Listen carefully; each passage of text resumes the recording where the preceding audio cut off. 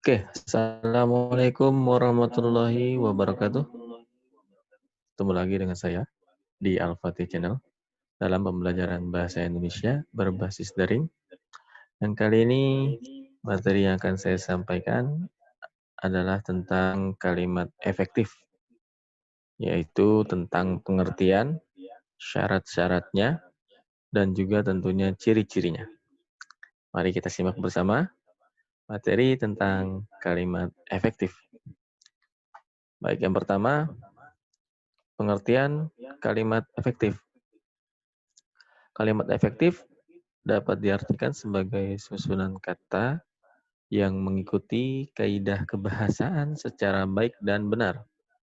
Tentu saja, karena kita berbicara tentang bahasa Indonesia, kaidah yang menjadi patokan kalimat efektif dalam pembahasan kali ini adalah kaidah bahasa Indonesia menurut ejaan yang disempurnakan atau EYD. Nah, itu pengertian dari kalimat efektif. Kemudian untuk syarat-syarat kalimat efektif, yang pertama harus sesuai dengan EYD, itu mutlak. Ya, harus sesuai dengan ejaan yang disempurnakan. Sebuah kalimat efektif haruslah menggunakan ejaan maupun tanda baca yang tepat. Kemudian syarat yang kedua, dia harus sistematis. Artinya memiliki susunan subjek dan predikat. Itu yang paling sederhana. Kemudian jika lengkapnya ditambahkan lagi dengan objek, kemudian ada pelengkap hingga keterangan. Nah, itu namanya sistematis, tersusun dengan baik. Ya. Kemudian yang ketiga, tidak boros kata. Harus tepat sasaran dan tidak bertele-tele. Ya. Harus tepat sasaran dan tidak bertele-tele. Kemudian yang terakhir, tidak ambigu. Artinya tidak memiliki makna yang ganda. Sehingga orang itu tidak bingung terhadap kalimat yang disajikan. Oke, itu tidak ambigu yang terakhir. Diulangi, syarat kalimat efektif yang pertama sesuai EYD, kemudian sistematis, tidak boros kata, dan tidak ambigu. Kemudian, untuk ciri-ciri kalimat efektif, yang pertama, kesepadanan struktur. Ya, maka pastikan kalimat yang dibuat mengandung unsur klausa minimal yang lengkap, yaitu minimal ada subjeknya dan ada predikatnya. Predikat tahu ya, kata kerja. Oke.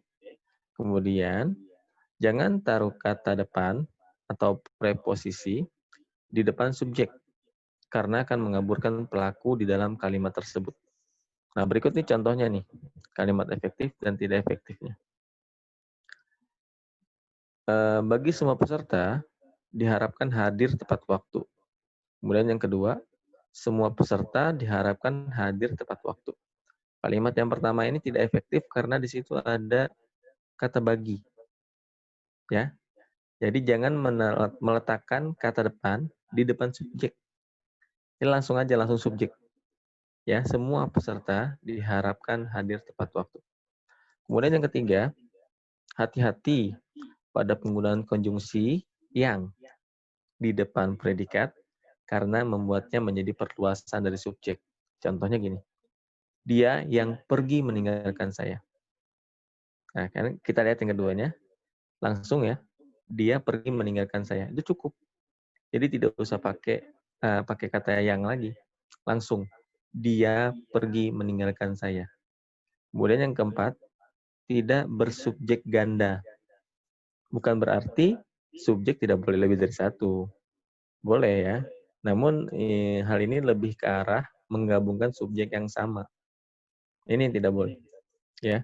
Contohnya, adik demam sehingga adik tidak dapat masuk sekolah. Ini kan masih satu kalimat. Nah, ini tidak boleh lebih dari satu subjek.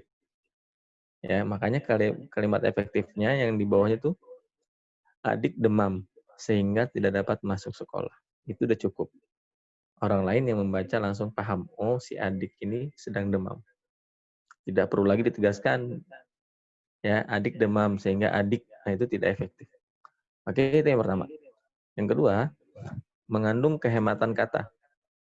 Ada dua hal yang memungkinkan kalimat membuat boros sehingga tidak efektif. Yang pertama, menyangkut kata jamak, dan yang kedua mengenai kata-kata bersinonim. Untuk menghindari hal tersebut, nah contohnya bisa kita simak ya. Di sini contoh kata jamak. Para siswa-siswi sedang mengerjakan soal ujian masuk perguruan tinggi. Ini tidak efektif. Ya, kalimat efektifnya adalah siswa-siswi sedang mengerjakan soal ujian masuk perguruan tinggi. Itu cukup. Itu sudah efektif. Kemudian, ketidakefektifan terjadi karena kata para merujuk pada jumlah jamak. Karena para itu sudah banyak. Siswa-siswi juga sebenarnya sudah jamak, sudah banyak, itu sudah lebih dari satu. Maka kata para tidak perlu lagi diletakkan. Langsung menyebutkan siswa-siswi. Ya, jadi hilangkan salah satu kata yang merujuk pada kata jamak tersebut. Kemudian yang kedua, adanya sinonim. Ya, sinonim dalam satu kalimat yang mengandung makna yang sama. Contohnya, ia masuk ke dalam ruang kelas. Ini tidak efektif.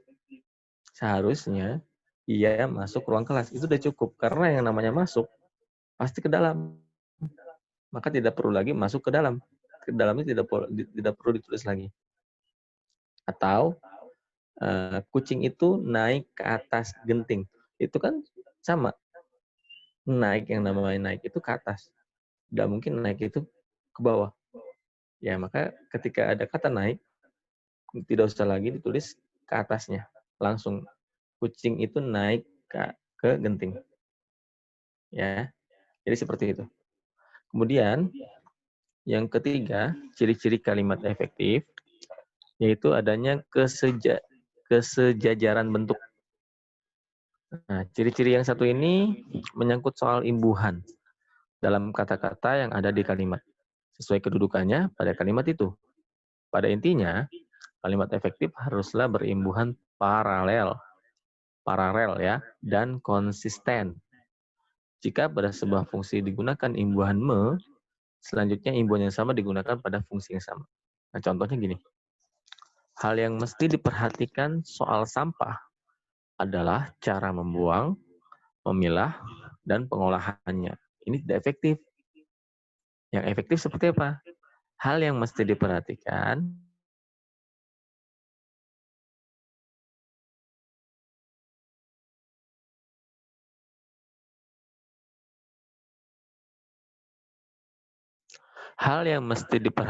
soal sampah adalah cara membuang, memilah, dan mengolahnya. Jadi me semua di depannya. Tidak berubah. Ini namanya kalimat efektif. Oke? Yang keempat, adanya ketegasan makna. Tidak selamanya subjek harus diletakkan di awal kalimat. Namun, memang peletakan subjek seharusnya selalu mendahului predikat. Jadi tidak boleh subjek itu ada di belakang predikat. Harus di depannya. Akan tetapi, dalam beberapa kasus tertentu, kalian bisa saja meletakkan keterangan di awal kalimat untuk memberi efek penegasan. Jadi yang boleh di awal itu keterangan. Ya, apa maksudnya? Agar pembaca dapat langsung mengerti gagasan utama dari kalimat tersebut. Penegasan kalimat seperti ini biasanya dijumpai pada jenis kalimat perintah, larangan, ataupun anjuran yang umumnya diikuti partikel lah atau pun. Contoh, kamu sapulah lantai rumah agar bersih. Ini tidak efektif. Ya, jadi langsung aja. Sapulah lantai rumahmu agar bersih. Nah, jadi ini predikatnya duluan nih. Sapulah lantai rumahmu agar bersih. Ini lebih efektif. Oke ya. Kemudian yang kelima, adanya kelogisan kalimat. Ciri-ciri kalimat efektif yang terakhir, ini kalimat terakhir ya, ciri-ciri yang terakhir, yaitu menyangkut kelogisan kalimat yang dibuat. Kelogisan berperan penting untuk menghindari kesan ambigu. Karena syarat tadi kan yang kalimat efektif itu tidak ambigu. Maka harus logis. Karena itu, Buatlah kalimat dengan ide yang mudah dimengerti dan masuk akal, agar pembaca dapat dengan mudah pula mengerti maksud dari kalimat tersebut. Contohnya gini, kepada Bapak Kepala Sekolah, waktu dan tempat kami persilahkan. Ini tidak efektif. Ya, langsung saja. Bapak Kepala Sekolah dipersilakan menyampaikan pidatonya sekarang. Itu lebih efektif. Nah, ini kebanyakan MC salah mengucapkan ini. Ya, waktu dan tempat dipersilakan. Padahal itu tidak efektif. Langsung saja, ya. Dipersilakan menyampaikan pidatonya sekarang. Dan tidak usah pakai kepada lagi, langsung. Ya, ini efektif. Baik, sekarang tugas. Ini ada paragraf, di mana dalam paragraf ini terdapat kalimat-kalimat yang tidak efektif. Nah, tugas kalian perbaiki kalimat-kalimat yang digaris bawahi ini yang digaris bawah tidak efektif ya. Ada 5 kalimat yang tidak efektif. Perbaiki sehingga menjadi kalimat yang efektif. Ditulis lengkap. Diulang ya. Kalian salin dari yang kalimat pertama dari Andi pergi ke bioskop sampai menurut Andi novel Ayat-Ayat Cinta itu ditulis ulang. Tapi sudah dalam bentuk pembetulan kalimatnya. Jadi kalimat yang kalian tulis ulang ini sudah efektif. Tidak perlu tulis 2 kali. Ya. Jadi langsung saja kalian salin, kemudian langsung diperbaiki. Ya, kemudian kalian tulis pembetulannya. Oke. Kerjakan dengan jujur dan bertanggung jawab. Kirim melalui kantong tugas rapat di bahan ajar e-learning dengan cara upload fotonya. Di foto aja. Kalian tulis dulu di kertas atau di buku, ya. Kemudian setelah itu difoto, upload di kantong tugas. Tugasnya nanti bentuknya Google Form. Ya. Tugas yang minggu lalu yang belum masih ditunggu ya. Jangan sampai lupa. Karena tugas ini wajib. Kalau tidak dikerjakan, kalian tidak ada nilainya. Ya, ini yang terakhir, salam literasi. Kuasai bahasa asing, lestarikan bahasa daerah, dan selalu mengutamakan bahasa Indonesia. Sekian dari saya. Terima kasih atas perhatiannya. Saya ucapkan selamat belajar, selamat mengerjakan, dan billahi taufiq wa hidayah. Wassalamualaikum warahmatullahi wabarakatuh.